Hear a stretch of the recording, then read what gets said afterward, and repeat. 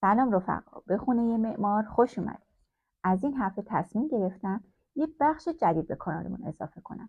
اون بخش هم بخش معرفی کتابه.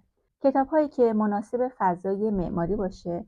یک هفته در میون کتاب‌ها رو معرفی می‌کنیم. امیدوارم که بتونه کمک کنه تا کتاب‌های خوب و مناسب معماری رو بشناسید.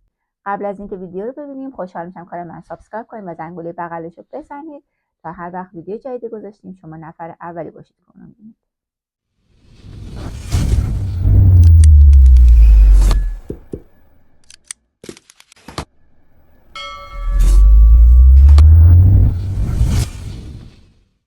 میخوام این هفته یک کتاب خیلی کوچیک اما به نظر من خیلی جالبه بهتون معرفی کنم. این کتاب تجربه محوره به نظر من و واقعا ارزش خوندن رو داره. کتاب چشمان پوست، معماری و ادراکات حسی، نویسندش هم یوهانی پالاسماس. این کتاب دو بخش داره.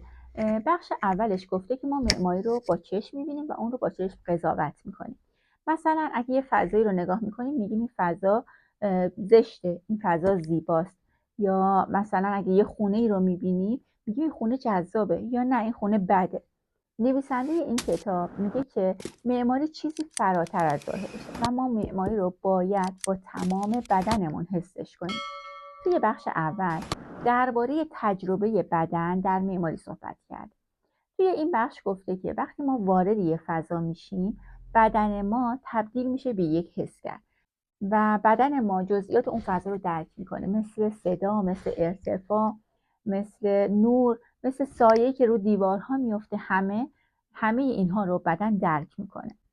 پالاسما میگه که حضور ما در یک فضا و حرکت ما توی اون فضا باعث میشه که ما معماری رو تجربه کنیم. توی بخش دوم درباره فضاهای ملموس و خاطرانگیز صحبت کرد. توی این بخش پالاسما میگه معماری زمانی واقعیه که بتونیم اون رو تجربه کنیم، نه فقط اون رو ببینیم. پالاسما میگه خونه ها، ساختمون ها، فضاها، اونها هم مثل ما حس و حرکت دارن. اون میگه هر دیوار، هر پله، هر سقف خاطره ای رو میتونه در ما زنده کنه.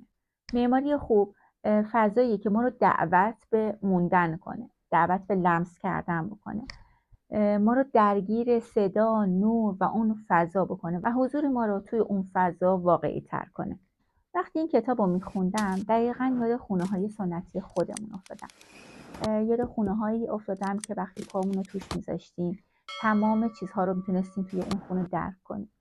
صدا بود، زندگی بود، سکوت هستش، بو هست، سایه هست، حرکت هست. همه چیز توی خونه های سنتی وجود داره و به نظر من این چیزی بوده که پالاسما میخواسته توی کتابش توضیح بده.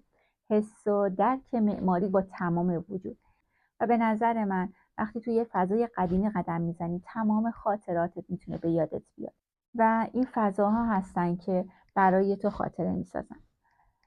امیدوارم از این ویدیو لذت برده باشید و منتظر ویدیوهای دیگه معرفی کتاب هم باشید. خوشحال میشم که کتابو بخونید و به هم بگید که این کتاب چطوری بود، آیا از خوندنش لذت بردید یا نه. پس دوباره میگم کتاب چشمان پوست، معماری و ادراکات حسی، نویسندش هم یوهانی پالاسماس. خوشحال میشم که کانال من سابسکرایب کنید، زنگوله بغلش رو بزنید و با گذاشتن کامنت به من انرژی بدین تا بتونم ویدیوهای بهتری بسازم. خدا نگهدار.